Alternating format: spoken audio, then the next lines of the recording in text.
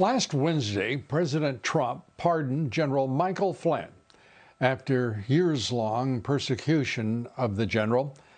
The White House stated this in giving him a full and unconditional pardon. General Flynn should not require a pardon. He is an innocent man. Even the FBI agents who interviewed General Flynn did not think he was lying. The prosecution of General Flynn is yet another reminder of something that has long been clear. After the 2016 election, individuals within the outgoing administration refused to accept the choice the American people had made at the ballot box and worked to undermine the peaceful transition of power. The general and his family were gracious in their expressions of gratitude, saying, quote, "The Flynn family is grateful to President Donald J. Trump for answering our prayers and the prayers of a nation by removing the heavy burden of injustice off the shoulders of our brother Michael with a full pardon of innocence. We thank President Trump for recognizing our brother's sacrifice in this battle for truth, our Constitution, our republic, and all that America stands for around the world. A true beacon of liberty." Joining us tonight by phone is General Michael Flynn, who has served this nation with great distinction in the United States military and in his private life and political life as well.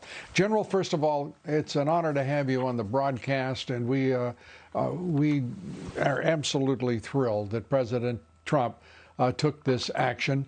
I know that there were reservations on your part and that of your defense counsel about accepting such a pardon. Give us your state of mind and heart at this moment.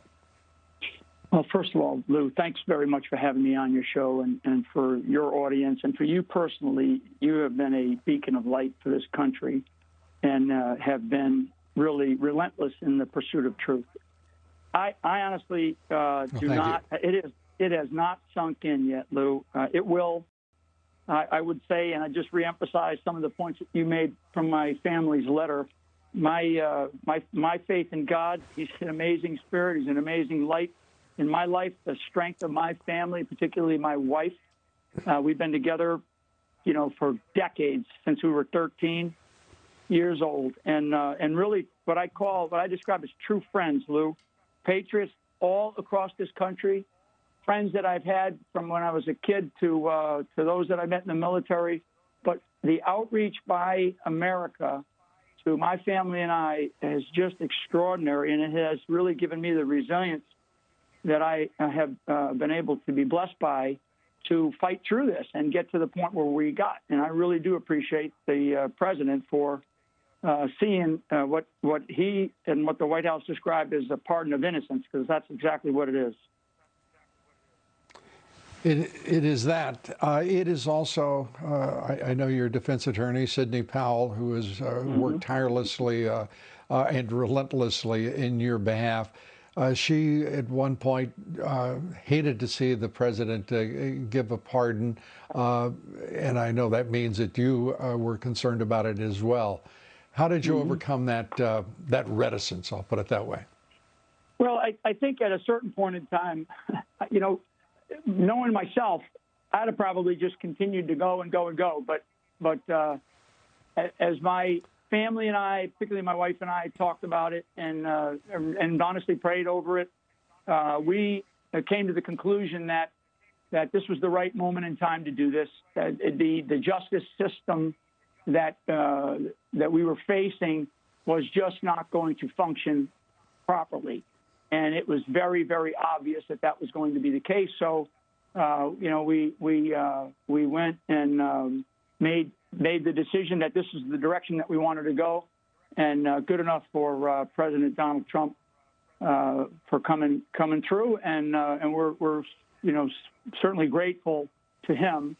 But at the same time, we also know that this was a political persecution of the highest order, and not something that any American should ever have to go through. We still don't know the full extent of the reporting on the moment at which you were being framed in the White House by two FBI agents. We still haven't seen Agent Plinka's so-called 302, which is a summary of that interview. It's extraordinary that the Justice Department still withholds this, the FBI, so much about your case. Who do you hold responsible for what they did to you, the persecution of General Michael Flynn for more than 4 years? Well, I mean, I think at the end of the day, people want me to say something, or, for years, are you upset with President Trump? Are you upset with the White House? And the answer is no. And the reason why, because this was a setup from the beginning, and it really, where accountability lies, is it lies in the previous administration. I mean, we all know that. The truth has been out now for, well over a year, probably a year and a half, and there's been extraordinary, what everybody now, knows as exculpatory evidence, right, that has come out. And it's come out through the great fighting warrior strength of Sidney Powell. And that type of information, you say to yourself, oh, my God, what was this, the previous administration doing during the campaign of Donald Trump, during the transition of Donald Trump, and then while he was in office. I mean, and I said in my statement that this country should never be usurped by the power in our government and by the institutions of our government, justice, federal law enforcement, intelligence, ever again. And I know that the president feels the same way as I do. And we cannot have that in a country like we have, a beautiful, strong country like we have, and survive. And honestly, as I've gone through 4 years of this, Lou, so hasn't the president. And frankly, it's more damaging. So has the country, and the country has been damaged by this. And I think we're still feeling the pain in this recent election. Well, General Flynn has never flinched from a fight, and this time is no exception. He's engaged in a new battle, the battle for the White House and the future of this very republic. We'll continue our... We're back with General Michael Flynn, and General Flynn, obviously a decorated and distinguished military career, led not only the military intelligence agency, the DIA, but also the 82nd Airborne and the Special Operations, the Joint Special Operations group, and served in Afghanistan and Iraq. The view is you inspire great fear in the deep state and in the politicized intelligence agencies of the Obama administration. Do you think that is much of the reason that those forces went after you, the FBI, bald-facedly framing you?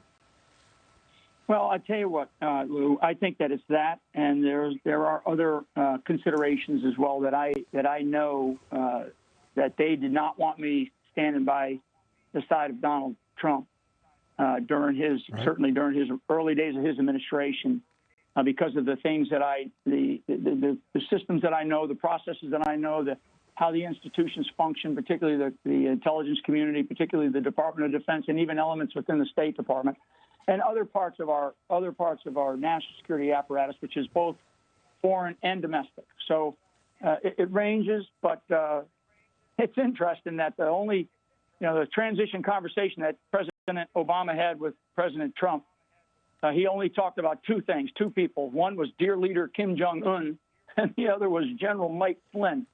And it's like you say to yourself, what the heck, Lou, I mean, it's laughable, but it's also very, very serious. And I would like someone with some guts, because I'll ask him if I ever see him, is why? Why was he so afraid? Why was he so fearful? And why did he have to mention that to Donald Trump as though, Flynn is public enemy number one? And so there'll be more to come of that in the days and weeks and months ahead, Lou. But it's fascinating part of history and certainly part of my story. Well, we can't wait to hear that part of the story, General. Right now, we're watching with interest your role in trying to make certain this president is not cheated from a second term in office. Tell us about how you're applying your talents, your energy to support the president and the nation. Well, Lou, I have a great network of people around the country that I know that are trying to help understand what has happened. We have a crisis in confidence in the very fabric of our country right now, and that's our election system, our one person, one vote privilege that we have, and that privilege is given to us by the many, many millions of people who have sacrificed their very lives over the history of our country to give us that ability to have one person, one vote in a very free and fair and transparent election process. When you think about it, in 2000, Bush Gore, we were worried about one county, right? One county in that down in Florida. Now we're worried about we have problems in, literally probably hundreds of counties, at least 6 states, maybe 8 states. For your audience, because I'm not sure I'm paying attention to them, but I've watched segments, and certainly the large segments as much as I can of Pennsylvania, the hearings that Mayor Giuliani has led. Pennsylvania, Arizona, Michigan. There's one going on in Georgia. I caught a little bit of that today, and that's probably going to last into tomorrow. And then we got a hearing over in Nevada right now. So the one thing that stands out, that jumps out at every American, because Mayor Giuliani is only bringing in a snippet of these great patriots who are coming forward bravely to testify, to show testimony to the egregious, fraudulent, corrupt, and in some cases criminal behavior. That last gentleman you had on, I think Ethan Pease, the Postal Service worker. The woman yesterday, I think it was yesterday, up in Michigan, who was the IT worker who worked for this Dominion outfit. She gave great testimony. The truck driver in Pennsylvania who drove trucks across a state line, I think New York to Pennsylvania. Jesse Morgan, right. Yeah. I think I was told that driving ballots across a state line is a felony. He probably didn't even know he was doing it. But that kind of stuff, and then just listening to some of the stuff in Georgia, it's just outrageous. So all that said, I'm sorry, go ahead, Lou. No, I was just going to say, with all of that, are you as shocked as the rest of us that the Justice Department, the FBI, is doing nothing with these obvious acts of electoral fraud and coordinated, orchestrated acts to shut down the count in battleground states, at least 5 of them, almost simultaneously, and for the Attorney General to say, there's nothing here? Yeah, nothing here. Yeah. And then take it back the next day because there was such an reaction from the American public. That's right. That's right. So, first of all, the American public right now has, and I don't want to say zero, but it's damn close to zero confidence in, or they certainly have lost faith in many U.S. government institutions, our justice system, our federal law enforcement, elements of our intelligence community. Well, we just can't have that in our country, Lou.